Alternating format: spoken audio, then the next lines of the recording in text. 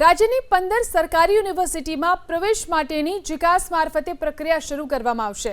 અનેક વિરોધ વચ્ચે આ વર્ષે પણ જીકાસ મારફતે જ સરકારી યુનિવર્સિટીમાં પ્રવેશ પ્રક્રિયા હાથ ધરાશે।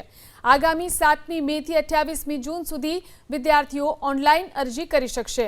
તો 2 જૂનથી પ્રવેશ માટેનો પ્રથમ રાઉન્ડ યોજવામાં આવશે।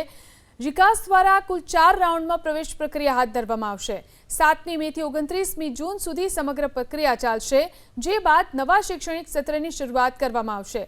છેલ્લા 3 વર્ષથી રાજ્યની તમામ સરકારી યુનિવર્સિટીમાં જીકાસ દ્વારા જ વિદ્યાર્થીઓને પ્રવેશ આપવામાં આવે છે। જો કે જીકાસની સિસ્ટમના દર વર્ષે 30 રાઉન્ડ સુધી પ્રવેશ પ્રક્રિયા કરવી પડતી હોય છે, છતાં પણ અનેક વિદ્યાર્થીઓ જીકાસ પોર્ટલની ખામીઓને કારણે પ્રવેશથી વંચિત રહી જાય છે અને ખાનગી કોલેજ કે યુનિવર્સિટીમાં પ્રવેશ મેળવી લે છે, જેથી જીકાસ પોર્ટલની ખામીનો સીધો ફાયદો ખાનગી યુનિવર્સિટી ઉઠાવી જતી હોય છે। જેથી એબીવીપી અને એનએસયુઆઈ દ્વારા જીકાસ મારફતે પ્રવેશ પ્રક્રિયા બંધ કરવા માટેની માંગ કરવામાં આવી છે।